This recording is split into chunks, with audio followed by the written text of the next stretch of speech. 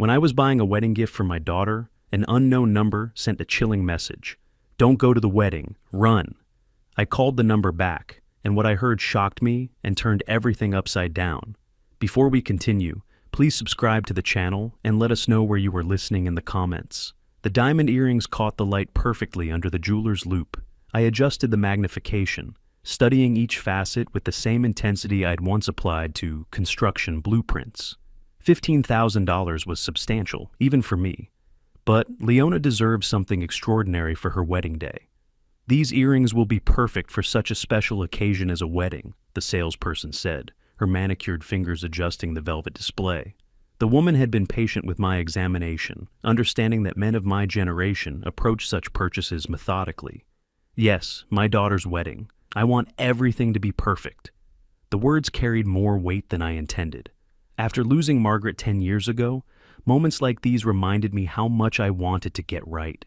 Leona had been through enough disappointments in her relationships. This time felt different with Carl. The boutique's classical music created a cocoon of refinement around us. Other customers moved quietly between displays, their voices hushed in reverence for the luxury surrounding them. I'd built Welch materials from nothing, and moments like this validated every difficult decision, every missed dinner, every weekend spent at construction sites instead of home. My phone buzzed against my chest pocket. I glanced at it absently, expecting another email about concrete deliveries or permit approvals. The message made my hands freeze above the jewelry case. Don't go to the wedding. Run. The number was unfamiliar. I read the message again, then a third time. My fingers tightened around the phone's edges. The diamonds blurred as my focus shifted entirely to the screen's harsh blue glow. Sir, is everything all right? You look quite pale. The salesperson's voice seemed to come from underwater. Her concerned expression penetrated my confusion. I forced my breathing to steady. Just wedding nerves, I suppose. The lie came easily, a businessman's reflex to maintain composure under pressure. But inside, questions multiplied like cracks in concrete under freeze-thaw cycles. Who could write something like this? And where did they get this number? I dialed the mysterious number. The phone rang endlessly, each tone amplifying my anxiety. No voicemail, no answer, just the mechanical repetition of connection attempts. I tried again immediately, still nothing. The salesperson waited patiently while I completed the transaction. My signature on the credit card receipt looked shaky, uncertain. The gold pen felt foreign in my trembling fingers. She wrapped the earrings in tissue paper with practiced efficiency, placing them in the iconic Tiffany box with its perfect bow. I hope your daughter loves them, she said, handing me the small shopping bag. She will. The response was automatic. My thoughts remained fixed on the message, analyzing its implications like a structural engineer examining foundation problems. Someone knew about the wedding. Someone wanted me afraid. I walked toward the mall's main corridor, clutching the Tiffany bag against my side. Other shoppers moved around me in blissful ignorance while I scanned faces, searching for threats I couldn't identify. The Mall of America's crowds, usually comforting in their anonymity, now felt oppressive. Every stranger could be watching. Every phone could be documenting my movements. The gift that had given me such satisfaction moments ago now felt like evidence of my vulnerability. Someone knew my plans, my schedule, even my phone number. They wanted me to run from my daughter's wedding. I needed coffee. I needed time to think. The small cafe near the food court beckoned with its promise of normalcy and caffeine. Perhaps in the familiar ritual of ordering and sitting, I could make sense of this disruption to my carefully ordered world. The coffee grew cold while I stirred it obsessively, watching the cream swirl in patterns that reminded me of concrete mixers. The Tiffany bag sat on the table beside my elbow, its presence both reassuring and mocking. $15,000 for earrings, and now someone was telling me not to give them to my daughter. Families occupied nearby tables, their children's laughter creating a soundtrack of normalcy I couldn't access. My phone lay face up on the table, its dark screen reflecting my anxious face. I'd checked it 17 times in the past hour, willing it to ring so I could demand answers from whoever had shattered my peaceful afternoon. The second buzz made me jump. Another message from the same unknown number. I'll explain everything later, but don't go home today. Trust me. My logical mind rebelled against following instructions from a stranger. 68 years of business experience had taught me to verify sources, demand credentials, require proof before making decisions. But something deeper, an instinct I'd learned to trust during decades of construction negotiations, whispered that I should listen. I dialed the number again. The endless ringing mocked my desperation for answers. Whoever was sending these messages had no intention of immediate communication. They were controlling the timing, forcing me to react rather than respond strategically. "Another coffee, sir?" The young server appeared at my elbow, pot in hand, concern creasing her features. "Make it a double shot." The caffeine wouldn't help my nerves, but the familiar routine of ordering provided temporary anchor in the chaos of uncertainty. My reflection in the cafe window showed a man I barely recognized. The confident businessman who'd entered Tiffany & Co. 2 hours ago had been replaced by someone hunched over a phone, jumping at electronic sounds. Margaret used to tease me about my need to control every variable in my environment. Now, variables were controlling me. The Lincoln Navigator sat in the parking garage 3 levels down. I could drive home to my house in Minnetonka, pour myself a proper whiskey, and dismiss these messages as pranks or wrong numbers. Leona's wedding was tomorrow evening. I had final preparations to oversee, vendors to confirm, a father of the bride's speech to review one last time. Instead, I found myself dialing the Hilton Minneapolis downtown. "I need a room for one night. Yes, for today." The reservation agent's efficiency impressed me. Within minutes, I had confirmation for room 815, a business-class accommodation with city views and high-speed internet.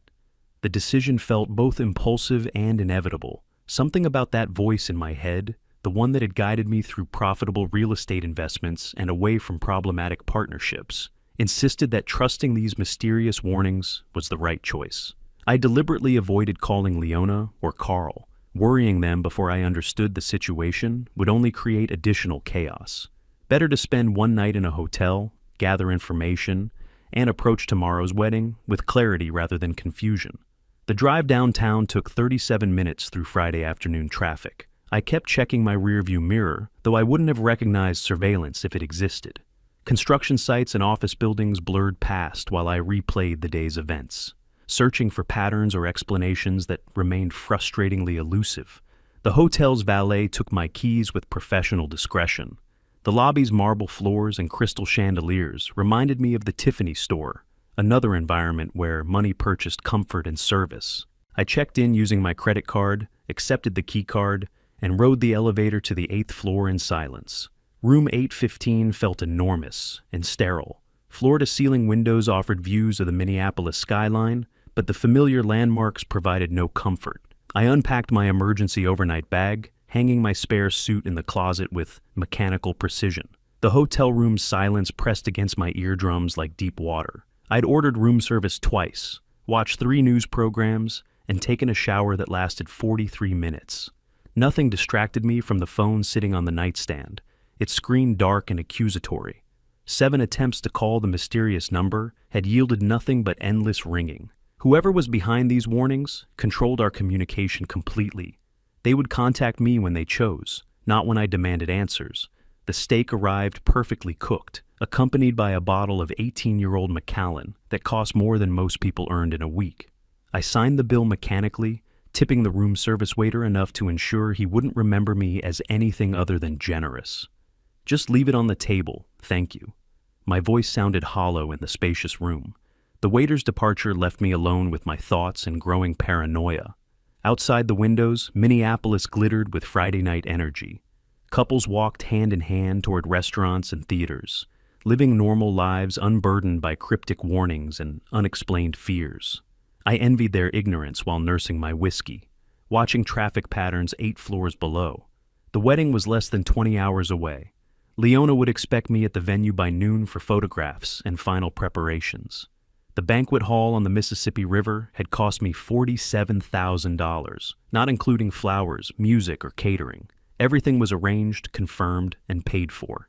Yet, someone wanted me to run from it all. My phone showed 11:47 p.m. when I attempted my 8th call to the mysterious number. The familiar pattern of unanswered rings had become almost meditative, a ritual of frustration I repeated every hour like clockwork. At 11:50 p.m., the phone rang. I answered on the first ring, my heart hammering against my ribs. Hello? Arthur? This is Henry Burke. Sorry for the mystery, but I had to be certain. The voice hit me like recognition lightning. Henry Burke, my former business partner, the man I'd trusted with half my company until his gambling addiction destroyed our partnership 8 years ago. We'd parted ways acrimoniously, lawyers mediating the dissolution of what had once been genuine friendship. Henry, after 8 years, what's happening? The questions tumbled out before I could control them.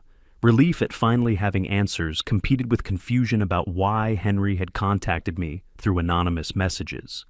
Today I was at Lawyer Stevens's office for my aunt's estate matter. Henry's voice carried the weight of someone delivering terrible news. Arthur, I overheard something about your daughter's wedding, about you. The whiskey glass trembled in my free hand. Stevens was a prominent Minneapolis attorney, the kind who handled wealthy families' legal affairs with discretion and efficiency. What could Henry have overheard that warranted cryptic warnings and hotel room isolation? What did you hear? The question emerged as barely more than a whisper.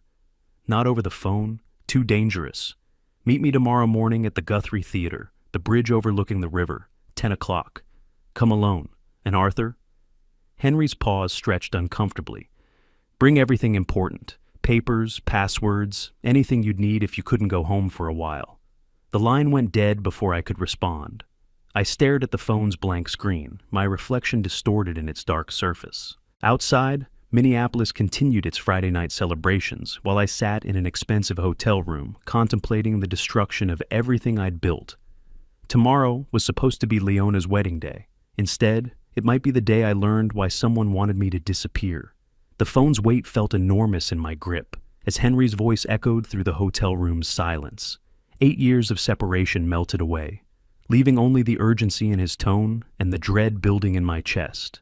I stood up from the bed, pacing toward the window where Minneapolis sparkled below like scattered diamonds. Henry, what exactly did you overhear? My voice sounded steadier than I felt. The businessman in me needed facts, specifics, evidence before accepting what my instincts already feared. I heard her saying, "The old man barely leaves the house anyway. We'll find witnesses about memory problems." Henry's words struck like hammer blows. Arthur, your daughter was discussing guardianship procedures with Stevens. She mentioned having you declared incompetent after the wedding. That's impossible. My Leona would never... The protest died in my throat. I grabbed the hotel notepad and pen, my hands shaking as I wrote down Henry's exact words. The businessman's reflex to document everything kicked in automatically. I wish I was wrong, but I sat in the waiting room for 40 minutes. She and that fiancé of hers discussed it in detail. Henry's voice dropped lower. Carl kept talking about the company's value, asking about business transfer procedures, something about moving assets before the competency hearing. The notepad slipped from my fingers. I sank into the desk chair, my legs suddenly unable to support my weight. Room 815's luxury surroundings blurred as I processed the implications. My daughter. My own daughter was planning to steal my life's work. What else did they say? The question came out as a whisper. Arthur, I wouldn't call if I wasn't certain. Your daughter is planning to sell your business. Henry's paws stretched uncomfortably. I saw them with legal documents. This isn't just talk, Arthur. They have a timeline. I stood again, walked to the window, pressed my palm against the cool glass.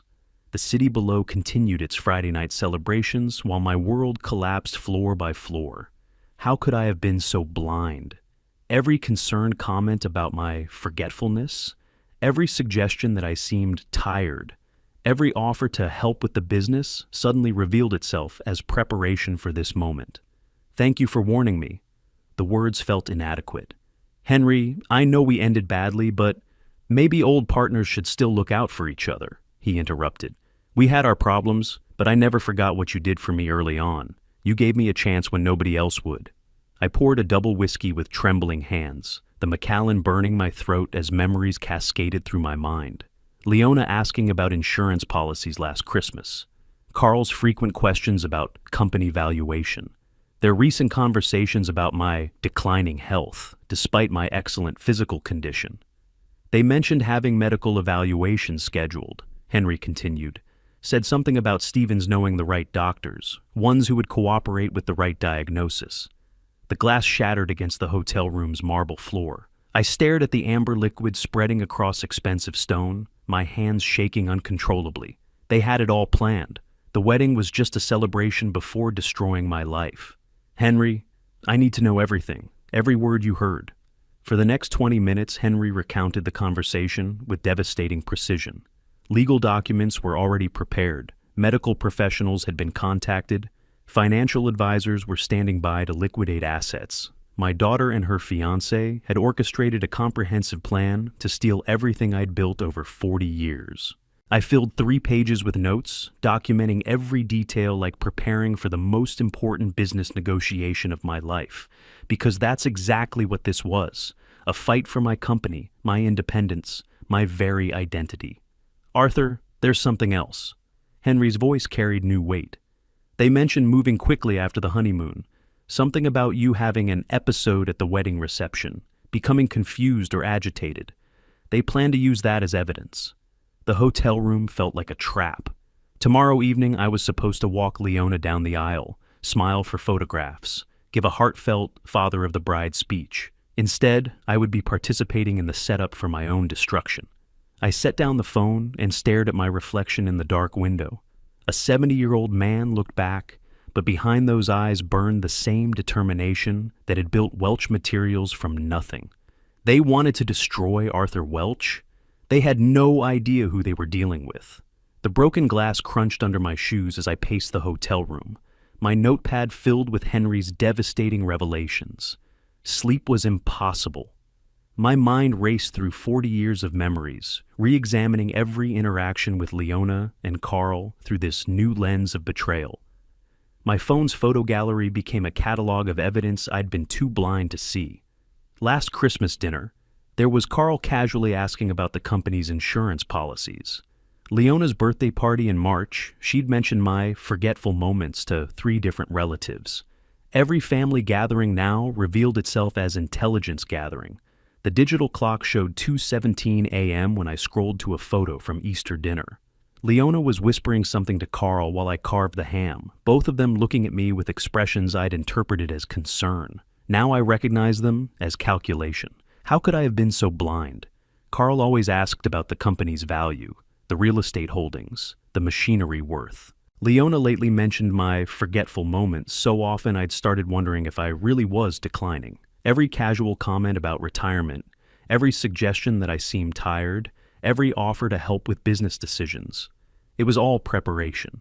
I grabbed a fresh piece of hotel stationery and began documenting patterns. Carl's questions about company insurance last December, Leona's comments about my confusion during their engagement party, their frequent suggestions that I should consider slowing down, maybe think about transferring some responsibilities. The whiskey helped steady my hands as I wrote. Each revelation felt like discovering termites in a foundation I'd thought was solid. They'd been systematically undermining my credibility for months, maybe years, preparing witnesses for their eventual competency challenge. At 4:33 a.m., I found the photograph that made everything crystal clear. Leona and Carl at my birthday party 2 months ago, both looking at their phones while I opened presents. In the background, barely visible, was a business card on the coffee table, Stevens' law firm. They'd been planning this since before they announced their engagement.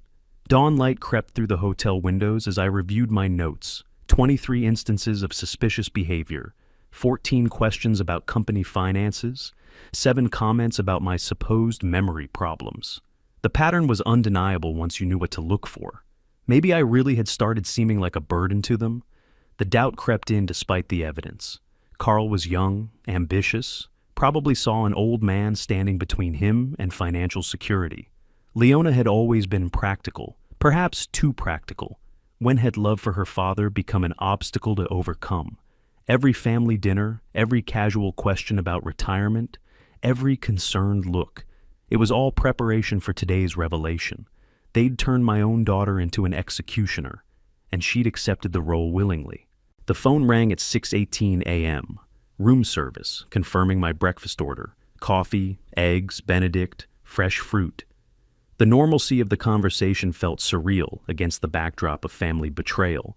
I'd eaten thousands of business breakfasts over 4 decades, but this morning I was preparing for war against my own blood. I showered methodically, choosing my most conservative business suit. Today required every advantage, including the psychological armor of professional appearance. In the mirror, I saw not a vulnerable old man, but a seasoned negotiator preparing for the most important deal of his life. The checkout process took 8 minutes. I paid cash for incidentals, maintaining financial discretion. No credit card trails for Henry's warnings or my defensive preparations. If Leona and Carl were tracking my movements, they'd find gaps. Downtown Minneapolis was awakening as I drove towards Stevens's office building. Early commuters filled coffee shops and lobbies, beginning another ordinary Friday. None of them knew that Arthur Welch was driving toward confirmation of his daughter's betrayal. The elevator to Stevens' law firm rose smoothly past 14 floors of Minneapolis's professional elite. I'd been in this building dozens of times over the years, negotiating contracts and reviewing legal documents. Today felt different. Today I was an investigator seeking evidence of my own destruction. Stevens's receptionist recognized me immediately. "Mr. Welch, how nice to see you. Are you here for the Jacobson contract review?" "Actually, I'd like to speak with Robert about my will." I kept my voice casual, businesslike. "And I'm curious about some other legal matters my daughter mentioned." The waiting room's leather chairs and mahogany tables exuded expensive competence. Financial magazines fanned across side tables, their headlines about market trends and investment strategies. I'd built my wealth following advice from publications like these. Now I was fighting to keep it from my own family. "Arthur, wonderful to see you." Robert Stevens emerged from his office, hand extended in professional greeting. Tall, distinguished, silver-haired. The kind of lawyer wealthy Minneapolis families trusted with their most sensitive affairs. His office overlooked the Mississippi River, floor-to-ceiling windows framing the same waterway where tomorrow's wedding reception was scheduled. The irony wasn't lost on me.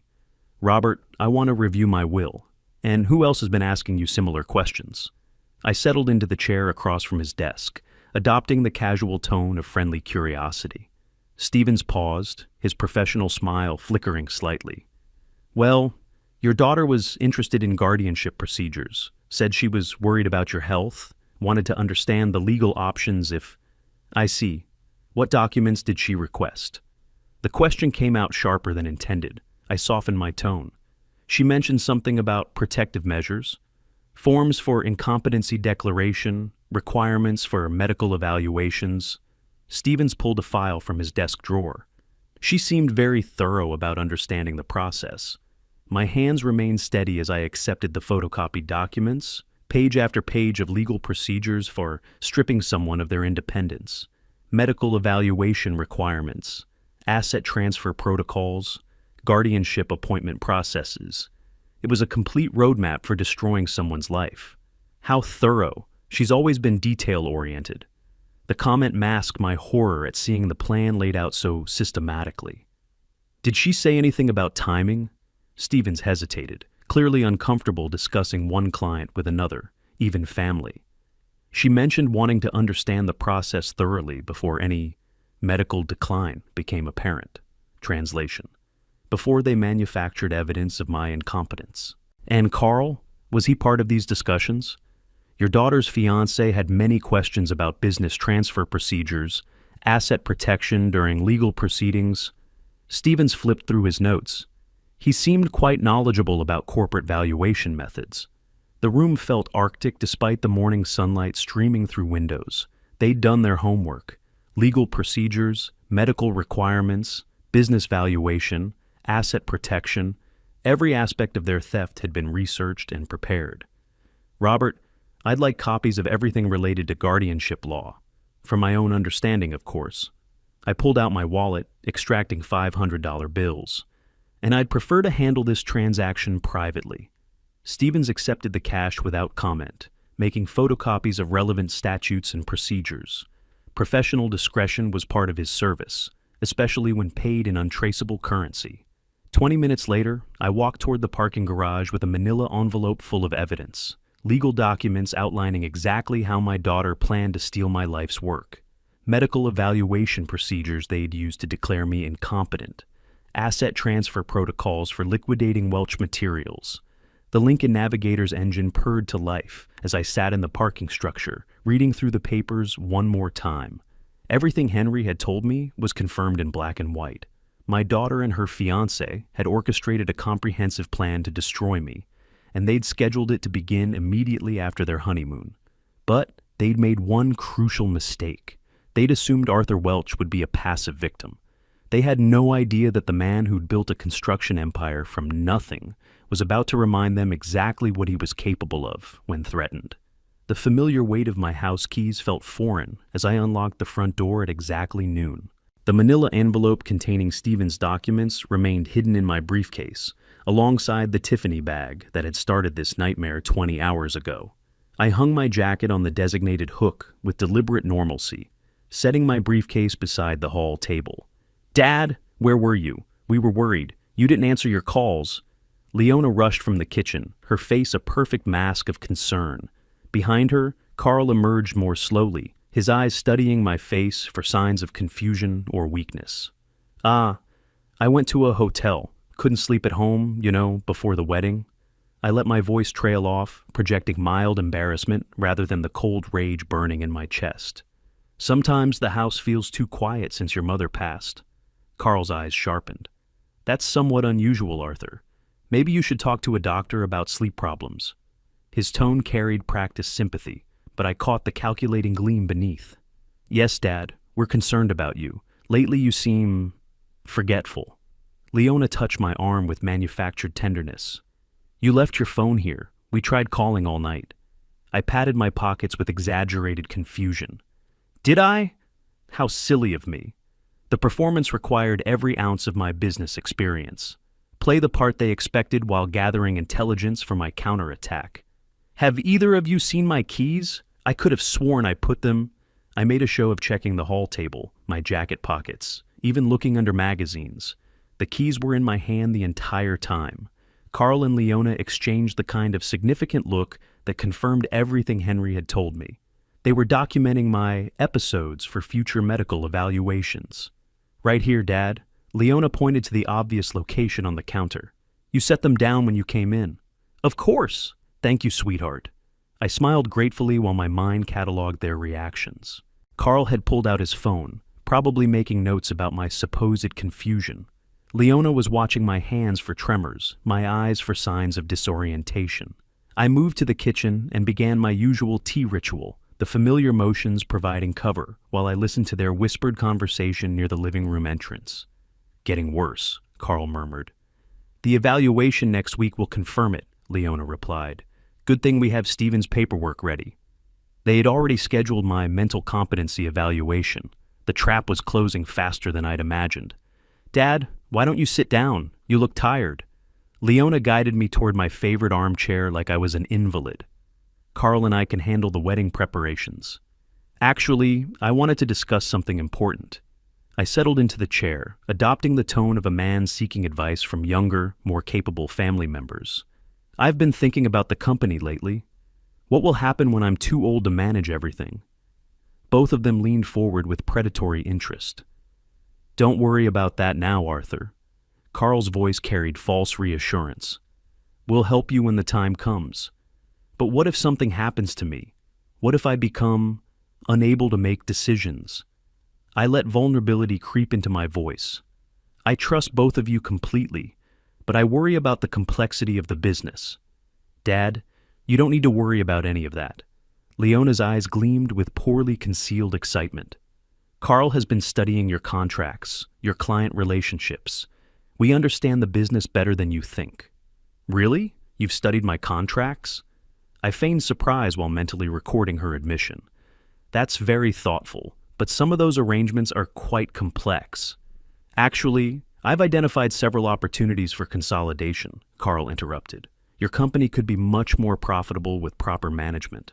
I even know potential buyers who are ready to pay exceptional prices." The audacity was breathtaking. They were so confident in their plan that Carl was openly discussing selling my life's work. I sipped my tea and nodded thoughtfully, playing the role of an aging businessman grateful for young expertise. My phone buzzed with a text message, Both Leona and Carl watched intently as I fumbled with the device, deliberately holding it at the wrong angle and squinting at the screen. "Having trouble reading it, Dad?" Leona asked with false concern. "These screens are so small." I handed her the phone. "Could you tell me what it says?" The message was from Henry. "Everything okay? Stay strong." "Just a spam message," Leona lied smoothly, deleting the text before handing back my phone. They were already controlling my communications. I stood slowly, stretching my back with theatrical discomfort. "I think I'll rest before tonight's rehearsal dinner. This has been an exhausting day." "Good idea, Dad. You need your strength for tomorrow." Leona kissed my cheek while Carl watched from across the room, probably timing how long my confusion episodes lasted. I walked toward my study, my footsteps deliberately unsteady. Behind me, I heard them begin another whispered conference about my declining condition and their accelerated timeline. The study door closed with a soft click, finally giving me sanctuary to drop the performance. My hands shook as I reached for my phone, but this time it was rage, not confusion, that made them tremble. The study's familiar walls provided temporary refuge from my performance of decline. I activated my phone's recording app, testing the audio quality by tapping the desk and whispering test phrases. Clear sound, no distortion, perfect for capturing confessions. My business instincts took over as I planned the evidence collection strategy. Leona and Carl believed they were dealing with a confused old man. That perception was now my greatest weapon. They would speak freely around someone they considered mentally compromised. I slipped the phone into my shirt pocket, microphone positioned upward, and returned to the living room where they continued their whispered planning session. "Feeling better, Dad?" Leona looked up from a stack of papers they'd been reviewing, papers that definitely weren't wedding-related based on the legal letterhead I glimpsed. "Much better. Actually, I wanted to continue our conversation about the company." I settled back into my chair, adopting the tone of someone seeking reassurance. "Sometimes I think I'm getting too old for business. What will happen to the company when I can't handle the complexity anymore?" Carl leaned forward eagerly. "Don't worry, Arthur. Leona and I will help. I've studied all your contracts, the Morrison project, the Henderson development, even the equipment leasing arrangements with Caterpillar." The casual mention of specific contracts stunned me. Those files were locked in my office safe. How had he accessed them? "You know about the Henderson development?" I let my voice sound impressed rather than alarmed. "That's very complicated. The environmental permits alone." "Already reviewed them," Carl said proudly. "Plus the profit projections, the timeline for completion, everything. You've built an incredible company, but it could be even more profitable with proper management." Leona nodded enthusiastically.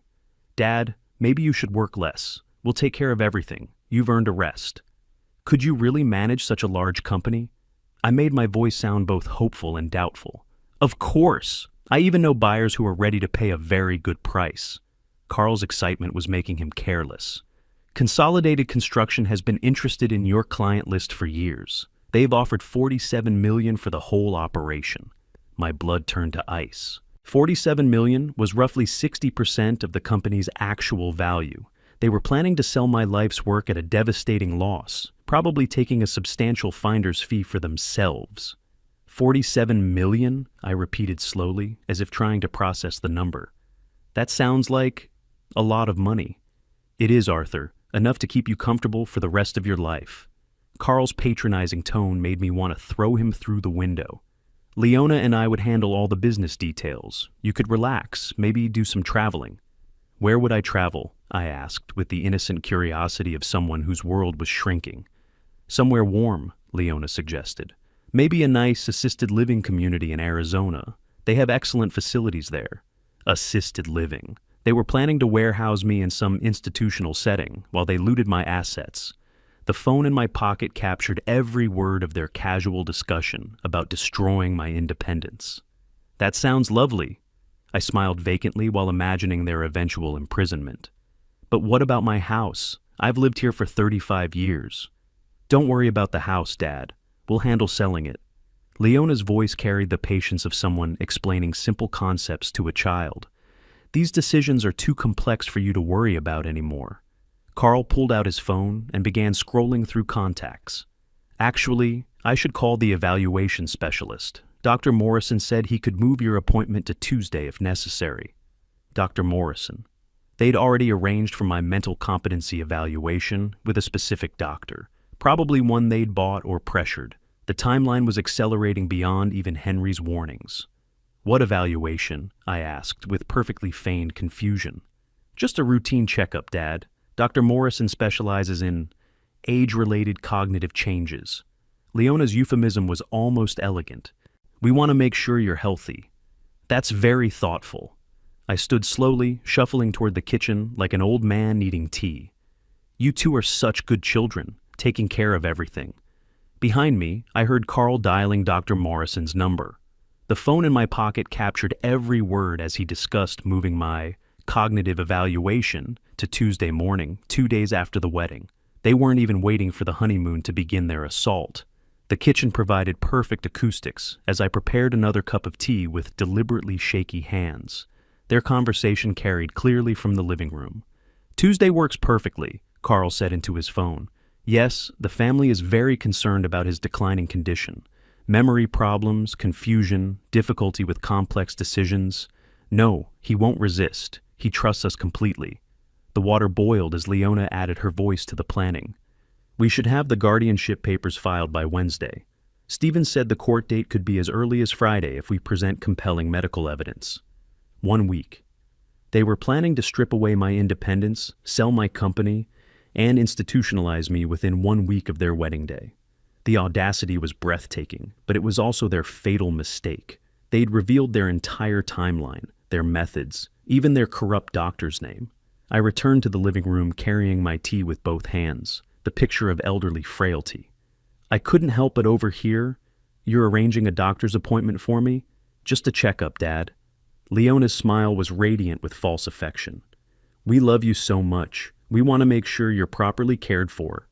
The recording app continued capturing evidence as I nodded gratefully, playing the role of a trusting father while my mind calculated the precise nature of their eventual downfall. They wanted to prove Arthur Welch was mentally incompetent? Tomorrow, at their wedding reception, they would discover exactly how sharp his mind really was. Monday morning arrived with the crisp clarity that only comes after sleepless planning. I'd spent Sunday reviewing every recorded conversation, organizing documents, and preparing my counterattack with the methodical precision that had built Welch materials from nothing. Today was execution day. The drive to my office took 23 minutes through morning traffic. I carried 2 briefcases, one with the usual business documents, another with evidence that would destroy my daughter's future. The irony wasn't lost on me that I was driving to save my company from my own blood. My assistant Margaret, I'd named her after my late wife, looked up from her computer with professional concern. "Mr. Welch, I didn't expect you today. Isn't the wedding this weekend?" "Saturday evening, yes, but I have some urgent business to handle first." I unlocked my office door, already planning the morning's delicate operations. "Margaret, could you clear my schedule until noon? I have some sensitive calls to make." The first call went to Blackwood Investigations, a firm I'd used for employee background checks. "James, this is Arthur Welch. I need comprehensive financial background checks on 2 individuals, Carl Fraser and Dr. Morrison. Yes, I'll pay the rush charges." Within an hour, James called back with devastating information. Carl had gambling debts totaling $340,000 to 3 different casinos. Dr. Morrison had been investigated twice for insurance fraud, though never convicted. My daughter had chosen her conspirators poorly. The second call was more personal. "Margaret, I know this is short notice, but I'd like to invite some additional family members to Leona's wedding. Could you help me contact them?" "Of course, Mr. Welch. Who should I call?" "My sister Margaret in Phoenix, brother Robert in Chicago, all the cousins. I want the whole family there." I paused for effect. "This will be a very special celebration. They shouldn't miss it."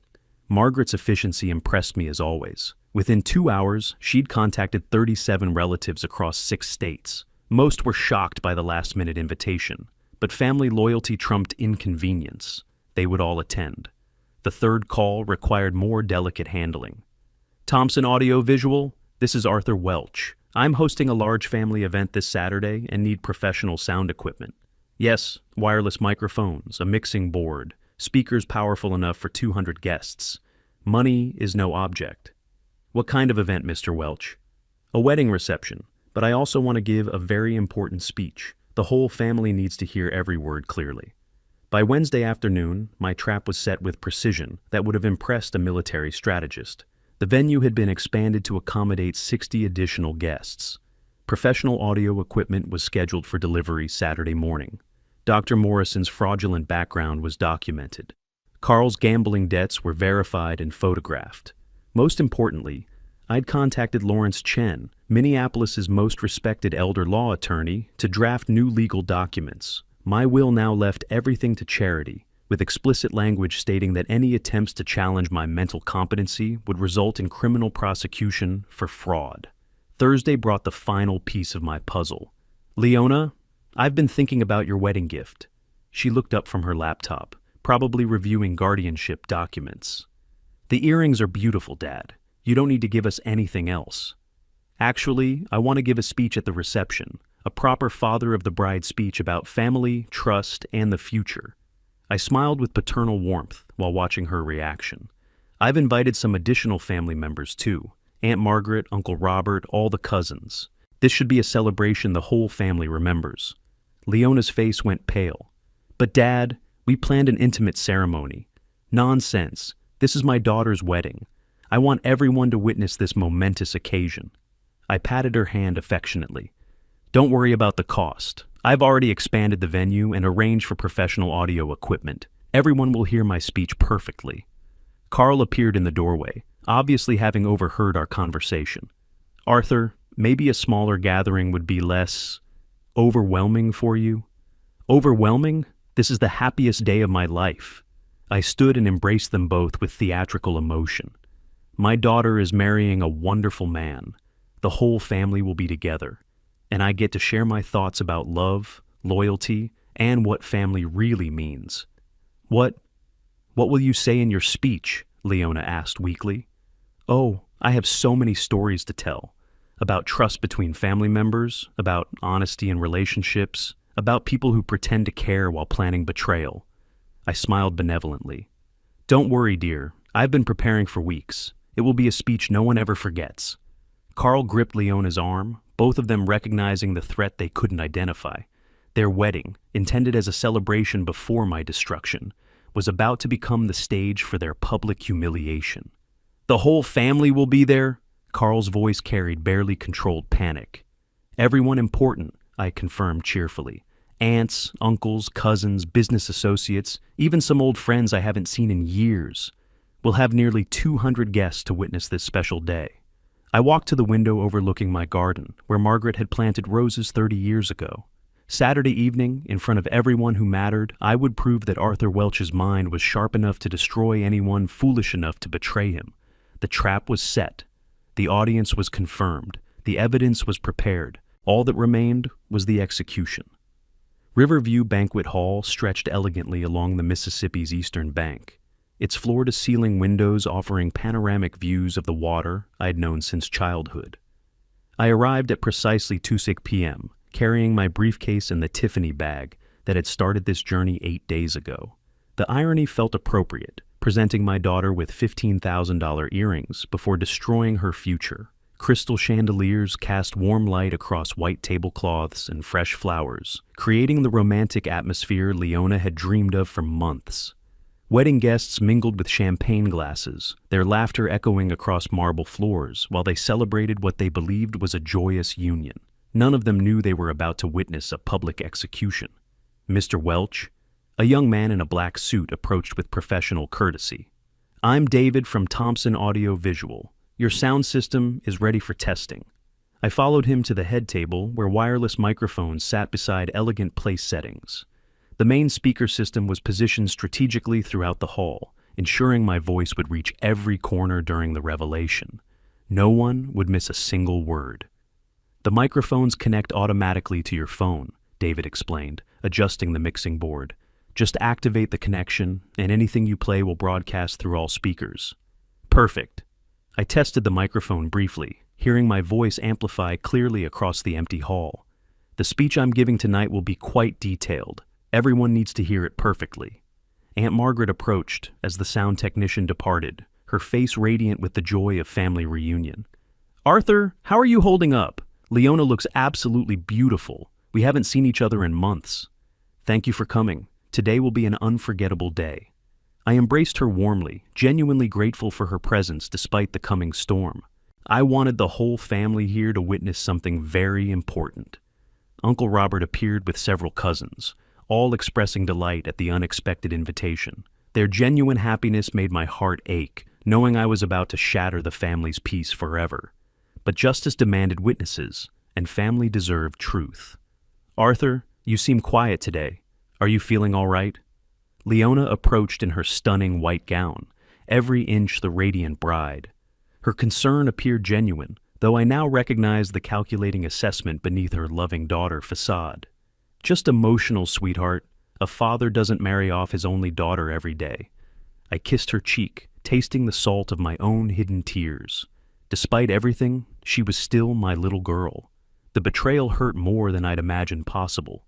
Carl worked the room with practiced charm, shaking hands and accepting congratulations from relatives who admired his apparent devotion to family business. Arthur's been so generous, I overheard him telling my brother Robert. We're lucky to have such a successful family enterprise to build upon. The photography session required careful emotional control. Posing for traditional family pictures, I smiled beside my daughter and her groom, while secretly documenting the last moments before their world collapsed. These photographs would become evidence of their final innocent happiness.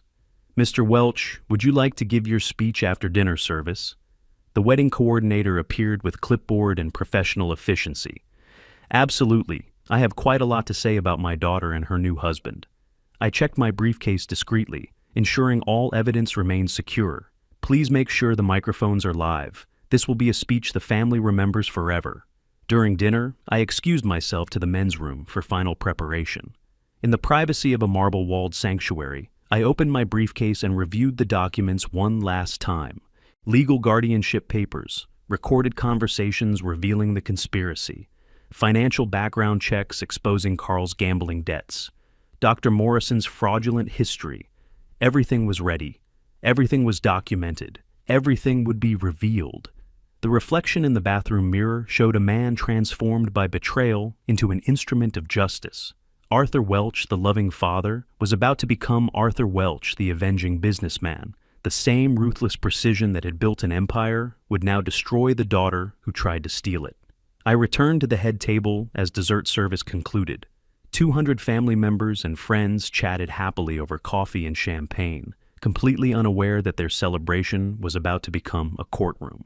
Leona and Carl sat beside me, glowing with newlywed happiness and secret anticipation of inherited wealth. The wedding coordinator approached with a gentle tap on my shoulder. Mr. Welch, whenever you're ready for your speech. I stood slowly, accepting the wireless microphone with steady hands. Conversations gradually quieted as guests noticed the father of the bride preparing to speak. Expectant faces turned toward me with warm anticipation of traditional wedding sentiments about love, family, and future happiness. Instead, they were about to learn what happened when someone betrayed Arthur Welch. I approached the microphone stand as the hall fell into respectful silence. 200 witnesses. Professional audio equipment. Comprehensive evidence. Perfect acoustics for maximum impact. The moment of reckoning had arrived. Dear friends and family. Dear friends and family. My voice carried clearly through Thompson's professional sound system, reaching every corner of the elegant reception hall. 200 faces turned toward me with warm expectation, champagne glasses raised in anticipation of traditional wedding toasts about love and happiness. Today is indeed a special day. A day of truth, of family, of discovering who people really are when they believe no one is watching. I smiled benevolently while Leona and Carl exchanged confused glances beside me.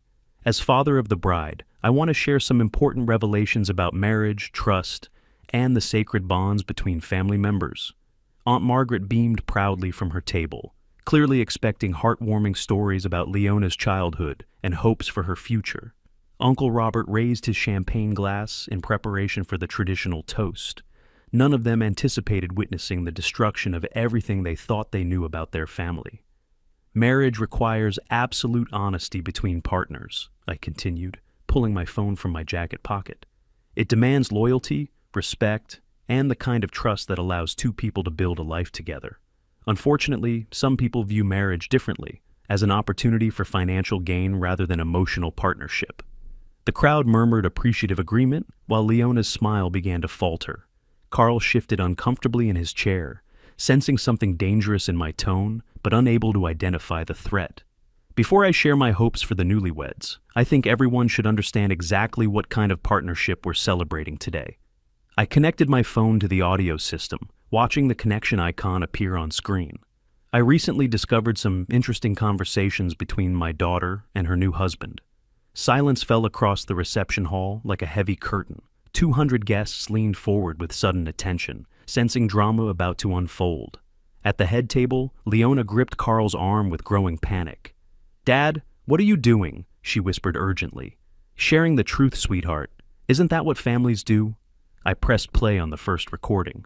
Carl's voice filled the hall with devastating clarity. "The old man won't understand the business complexity anymore. We'll sell everything and live beautifully while he drools in some nursing home." Gasps echoed throughout the reception hall. Guests stared in shock at the head table, where Carl's face had gone completely white. Leona covered her mouth with trembling hands as her own voice emerged from the speakers. "Dad barely leaves the house anyway. We'll find witnesses about his memory problems." "This is what my dear children planned," I announced with calm precision. "To declare me mentally incompetent, steal my company, and lock me away in assisted living while they liquidated 40 years of my life's work."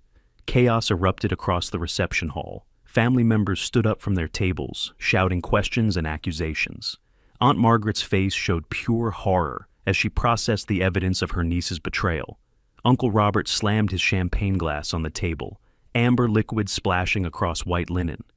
"This is all a misunderstanding," Carl shouted, rising from his chair with desperate aggression. "Arthur's confused. He's mixing up conversations." "Let me clear up any confusion," I replied, producing the manila envelope from my briefcase. "These are legal documents my daughter requested from lawyer Stevens.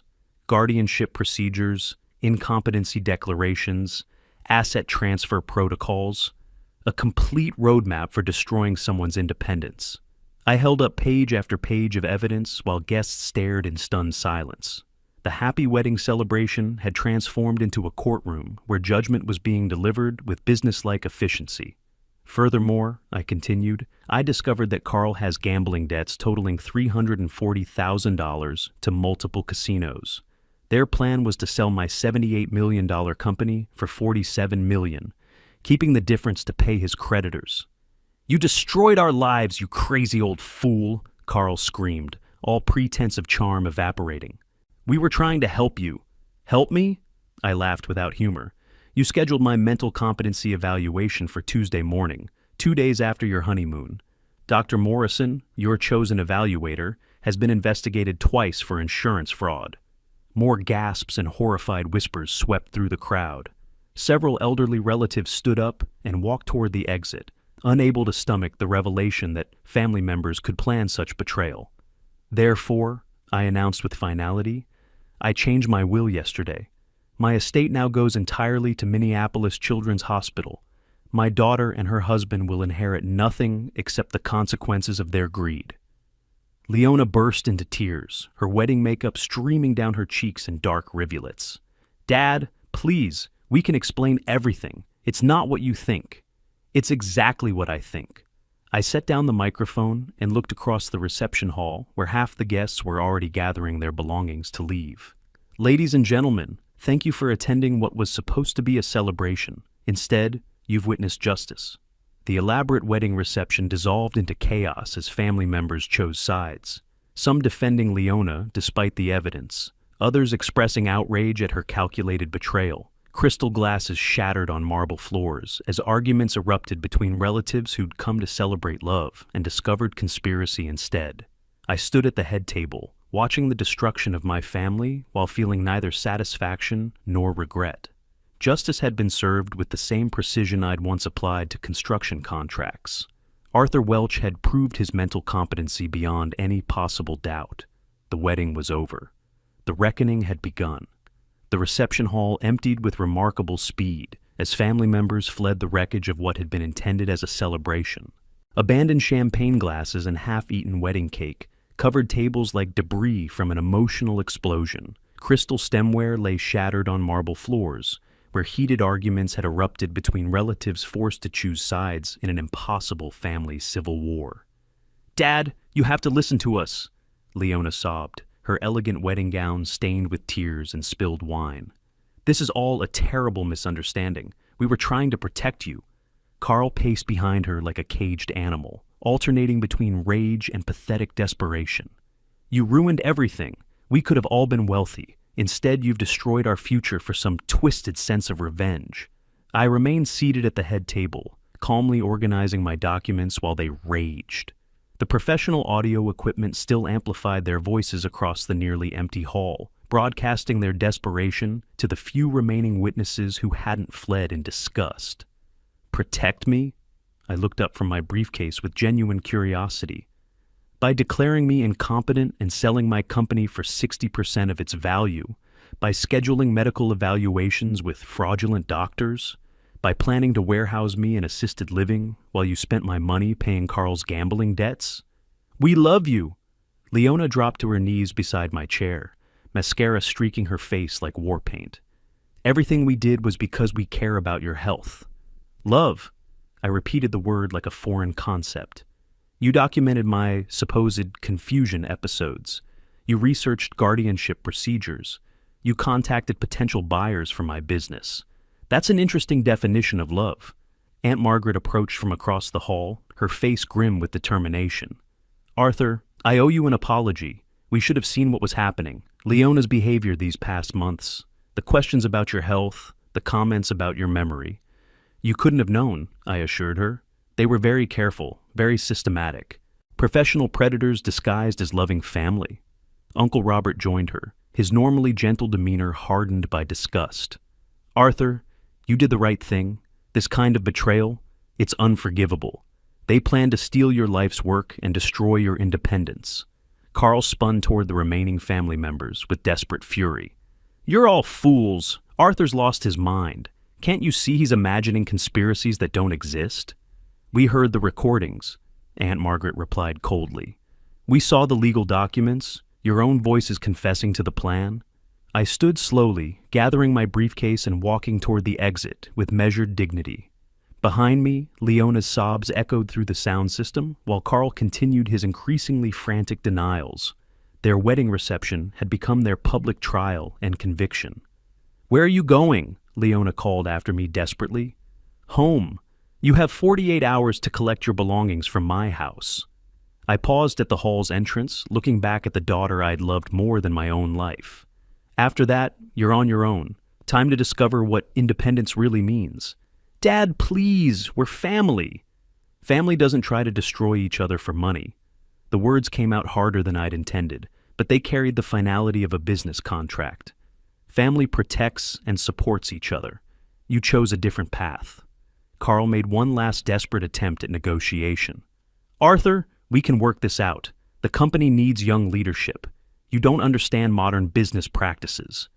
I walked back to where he stood, studying his face with the cold assessment I'd once reserved for dishonest contractors. "Carl, I built a $78 million company from nothing. I understand business practices better than you'll ever comprehend. What I failed to understand was the depth of human greed." The few remaining wedding guests filed out silently, some pausing to offer me support, others too shocked by the family drama to make eye contact. The elegant reception hall that had cost $47,000 now looked like a battlefield, strewn with the casualties of betrayal.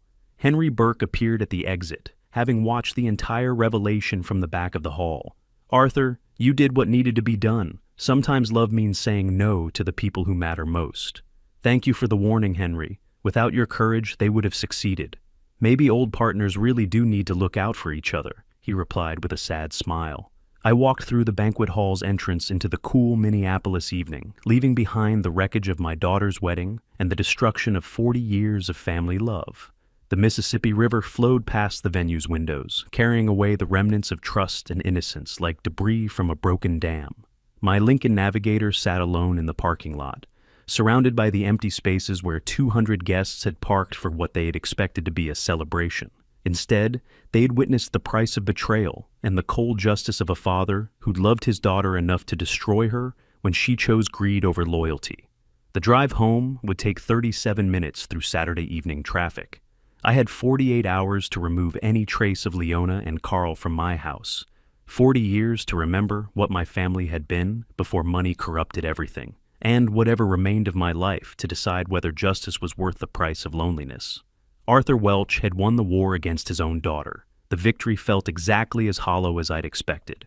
If you like this story, please like this video, subscribe to the channel, and share your impressions of this story in the comments. To listen to the next story, click on the box on the left. Thank you for watching.